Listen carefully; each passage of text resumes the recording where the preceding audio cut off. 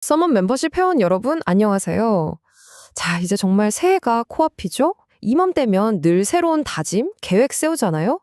근데 이게 또 작심삼일로 끝나거나 생각지도 못한 일 때문에 좌절할 때가 참 많죠.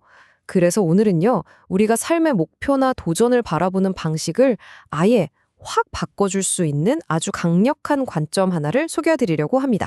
그러니까 우리가 대체 왜 불행하다고 느끼는지 그 근본적인 원인부터 시작해서요. 어떤 어려움이 닥쳐도 흔들리지 않는 단단한 마음, 바로 그 회복 탄력성을 기르는 구체적인 방법까지 알아볼 거고요. 마지막으로 이 모든 걸 종합해서 진짜 실패하지 않는 새해 목표 세우는 법까지 같이 한번 파헤쳐 보겠습니다. 오늘의 서먼 데일리 브리프 시작합니다. 자, 그럼 본론으로 바로 들어가 볼까요? 이 모든 이야기의 핵심이 되는 질문, 바로 이겁니다. 특히 연말연시가 되면 더 그렇지 않나요? 우리 모두 한 해를 싹 돌아보면서 이거 좀 아쉬운데? 하기도 하고 또 새로운 목표를 세우려니 막막하기도 하고 다들 경험 있으시죠? 도대체 이 불행하다는 감정 어디서 오는 걸까요? 책 죽음은 통제할 수 없지만 인생은 설계할 수 있다에 따르면요.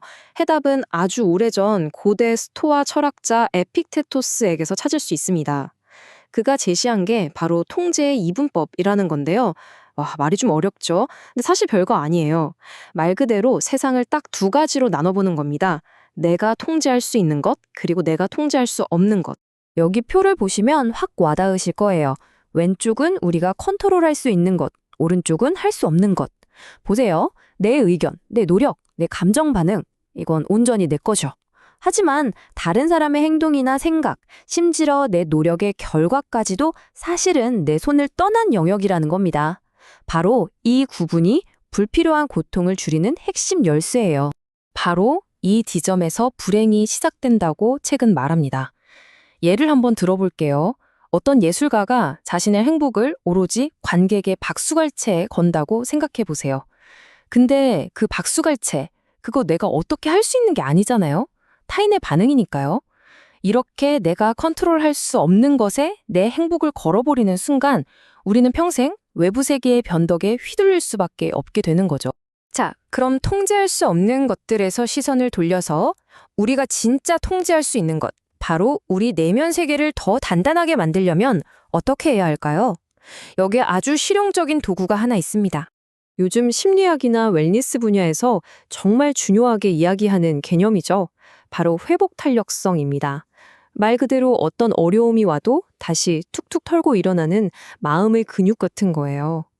근데 놀랍게도요, 이 마음 근육을 키우는 아주 간단하면서도 강력한 방법이 있더라고요. 그게 바로 글쓰기입니다. 더 컨버세이션이라는 매체의 기사에 따르면요, 글을 쓰는 행위 자체가 이 4단계를 자연스럽게 거치게 해준대요. 머릿속에서 막 엉켜있던 복잡한 감정이나 고통을 일단 글로 쏟아내는 거죠.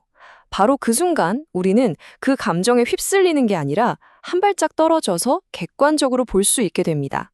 즉, 외부 사건은 어쩔 수 없지만 그것에 대한 나의 반응을 내가 통제하기 시작하는 첫걸음인 셈이죠. 그리고 이게 그냥 뭐 감성적인 일기 쓰기 이런 차원의 얘기가 아니에요. 기사를 보면요. 심지어 우리가 매일 쓰는 투두리스트, 할 일 목록 있잖아요. 그것만 꾸준히 써도 뇌의 추론 능력이 향상된다고 합니다. 그러니까 어떤 형태의 글쓰기든 우리 뇌를, 우리 정신을 적극적으로 단련시키는 인지 활동이라는 거죠. 정말 대단하죠. 자, 이렇게 내면을 단단하게 만드는 법을 알았어요. 그럼 이게 우리의 일, 우리의 커리어에는 어떻게 적용될 수 있을까요? 특히 혼자 고독하게 일할 것 같은 창작자의 삶을 들여다보면 그 힌트를 얻을 수 있습니다. 책 글쓰기로 독립하는 법을 보면요. 우리가 흔히 떠올리는 창작자의 이미지 있잖아요. 골방에 틀어박혀서 막 머리를 쥐어뜯는. 그게 사실이 아니라는 겁니다. 오히려 진짜 창작자의 삶은 사람들과의 관계 속에서 이루어진다고 말해요. 이게 바로 연결의 중력이라는 건데요. 보세요. 내가 꾸준히 관계를 맺으면 그 사람들이 내 책을 사고 다른 사람에게 추천하고 나라는 사람 자체를 궁금해하고 결국엔 강연이나 다른 일자리까지 제안하게 된다는 거예요. 핵심은 이거죠. 갑자기 터지는 대박이라는 통제 불가능한 결과에 목매는 게 아니라 내가 꾸준히 할 수 있는 관계 맺기라는 통제 가능한 행동에 집중하는 것. 이게 바로 운이 아니라 실력으로, 노력으로 성공을 만드는 가장 확실한 길이 아닐까요?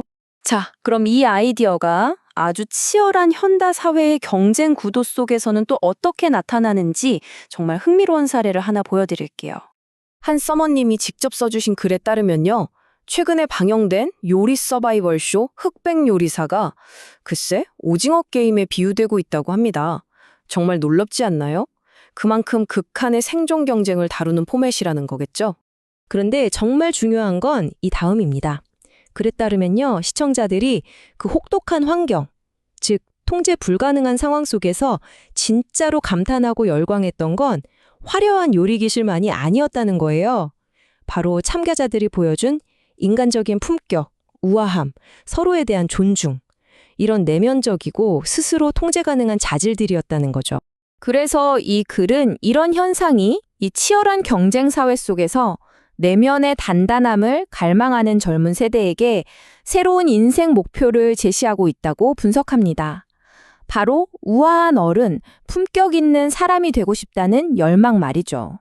자, 이제 새해를 바로 앞에 둔 지금 이 모든 이야기는 결국 우리 자신을 향한 가장 중요한 질문 하나로 이어집니다. 바로 이 질문입니다. 예를 들어 10kg 감량하기라는 결과 중심의 목표 말고요. 매일 30분씩 운동하기라는 행동 중심의 목표를 세우는 거죠. 베스트셀러 작가 되기가 아니라 매일 딱 한 페이지라도 글쓰기를 목표로 삼는 겁니다. 중요한 건 결과가 아니라 과정이고 통제 불가능한 외부 요인이 아니라 내가 통제할 수 있는 나의 행동에 집중하는 것. 이게 바로 어떤 변수에도 흔들리지 않는 새해를 만드는 진짜 핵심입니다. 새해 목표를 잡을 때 가장 중요한 요소는 과연 나는 내가 통제할 수 있는 목표를 설정하고 있는가 아닐까 싶은데요. 그런 의미에서 멋진 목표를 잡는 것도 중요하지만 과연 그게 내가 통제할 수 있는 것인가를 물어보는 것도 물어보시며 오늘 하루를 마무리하시길 바라옵니다. 그리고 함께해 주셔서 내일 감사합니다.